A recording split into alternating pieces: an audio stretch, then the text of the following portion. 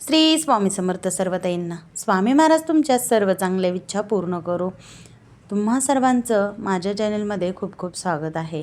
हा जो व्हिडिओ आहे तो बघा शुक्रवारचा आणि शनिवारचा आहे. शुक्रवारी सकाळी सकाळी मी अंगणातलं झाडून काढत होते तेव्हा बघितलं की कुंडीमध्ये मुंग्या निघत आहेत, लाल मुंग्या.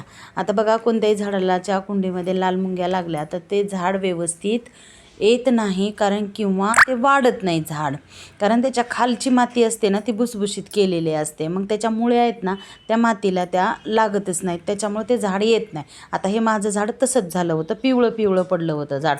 मी म्हणलं पिवळं कशानं पडलं म्हणून हात लावून थोडंसं उचललं तर ते अलगद वरीच आलं झाड. म्हणून परत पुन्हा सगळी माती कुंडीतली उलतीली खाली, मुंग्या झाल्या म्हणून पसरली. आणि त्याच्यानंतर परत पुन्हा बघा जे काही माझे कामं होते ते मी कामं केले, कारण दारात पाणी वगैरे मारलं. आणि ह्या झाडावर बघा मी दररोज झाडावर पाणी मारते, कारण झाडावर पाणी मारलं की झाडाची पानं कसं एकदम तेजदार दिसतात आणि छान येतात बरं का झाडं. झाडावर पाणी मारायचं, थोडं थोडंसं तांब्यानं पाणी शिंपडायचं. वरी पाऊस जसा पडतो ना तसं थोडं थोडंसं पाणी शिंपडायचं. असं पाणी शिंपडलं की झाडं छान दिसतात आणि येतात पण चांगले. झाडावरची जी काही धूळ असते ती धूळसुद्धा निघून जाते आणि झाडाची पानं एकदम तेजदार टवटवीत दिसतात. तर तुळशीपाशी छान अशी रांगोळ काढून घेतली, अंगणात रांगोळ काढून घेतली, दारात आणि उंबऱ्यावर सुद्धा रांगोळ काढून घेतली. तर तुळशीपाशी मी श्रीराम किंवा श्रीकृष्ण असं नाव काढते, किंवा ओम नमः भगवते वासुदेवाय असं नाव काढते, जप काढते, एक मंत्र काढते. कारण तुळस ही विष्णुप्रिय आहे आणि साक्षात लक्ष्मी माता आहे. म्हणून तुळशीपाशी अशा रांगोळी काढायच्या, किंवा गोपद्म काढायचं, किंवा लक्ष्मी मातेची पावलं काढायची, अशी रांगोळी काढायची तुळशीपाशी. तर रांगोळी काढली आणि छान अशी पूजा करून घेतली. वैभवलक्ष्मीचा शुक्रवार होता माझा. कुंचम सेवा करून घेतली, छान अशी कुंचम सेवा.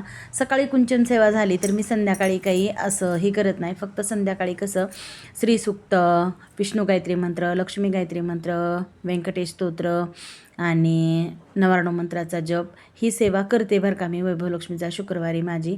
आणि अशी दररोज आहे ना जेवढी मला होईल तेवढी माता लक्ष्मीची सेवा करते, किंवा नाही झाली तर मी यूट्यूबला लावून देते आणि तशी सेवा करते. तर छान अशी पूजा करून घेतली आणि मी शाबू भिजू घातला होता माझ्यासाठी आणि अनुष्कासाठी, कारण अनुष्का त्या दिवशी घरीच होती, ती शाळेत जाणार नव्हती, हाफ डे होता आणि तिची तब्येत पण थोडीशी बरी नव्हती म्हणून ती शाळेत जाणार नव्हती, म्हणून दोघीसाठी भिजू घातला होता. परंतु आणि आदित्यच्या शाळेत पण वृक्षारोपण होतं, त्याच्यामुळं तो पण 11 वाजता येणार होता.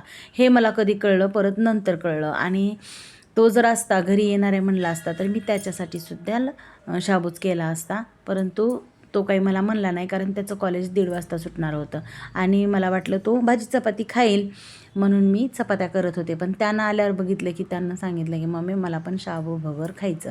मग त्याच्यानंतर मी काय केलं, शाबू केलता नुसता, पण परत पुन्हा तो खायचं म्हणला म्हणून परत पुन्हा भगरसुद्धा केली.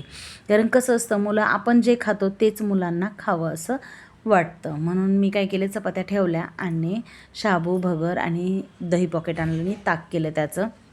आणि आम्ही तिघांनी बसून मस्त असं फराळ केली म्हणायचं तिघांनी पण. आणि ज्या चपात्या होत्या त्या तशाच राहिल्या. आणि भगर मी एकदम पातळ करते बघा, कारण कसं मला घट्ट भगर आवडत नाही आणि मुलांना पण आवडत नाही. मला जसं आवडतं तसंच मुलांनासुद्धा आवडतं.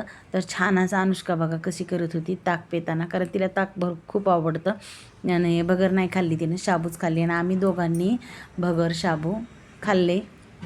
तर फराळ केली आणि दुपारी मस्त असे ब्लाऊज शिवून घेतले, कारण 2 ब्लाऊज अर्जंट होते म्हणून ब्लाऊज शिवले.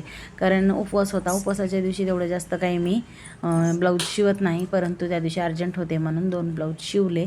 तर ब्लाऊज झाले नाही तोपर्यंत दिवस मावळला होता आणि लाईट गेली. आता म्हणलं कशी पूजा करायची, पण आता पूजा तर करावंच लागणार आणि घरात उजेड तर करावंच लागणार.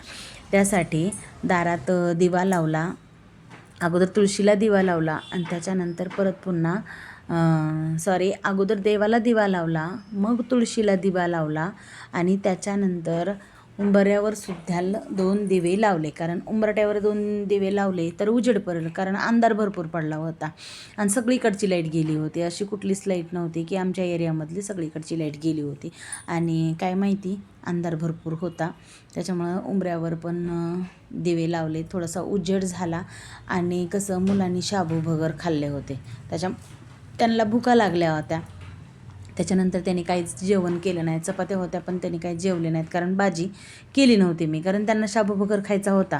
म्हणून म्हणलं आता कशाचं उगाच भाजी करायची, भाजी हे होईल, परत पुन्हा संध्याकाळीच करावं उपवास सोडायला, म्हणून मी केली नव्हती.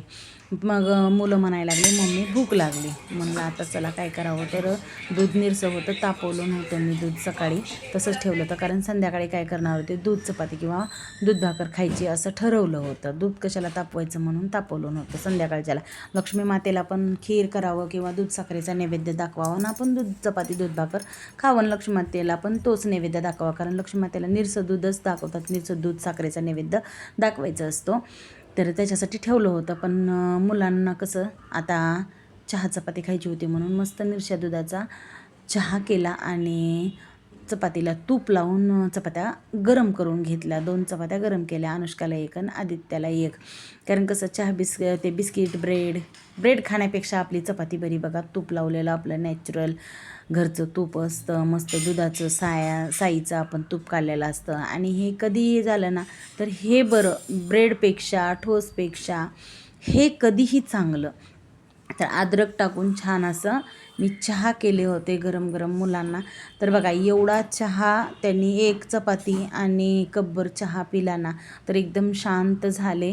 कारण एवढं जर मी ह्यांना जर हे चपाती वगैरे गरम करून दिली नसती आणि चहा जर दिला नसता तर हे मला पूजा करू दिली नसती त्यांनी, कारण त्यांना भूक लागली असते. आणि कसं मुलांना उपाशी ठेवून किंवा एखाद्याची चिडचिड करून आपण पूजा अर्चा करणं हे पण बरोबर नाही, हे कितपत बरोबर आहे.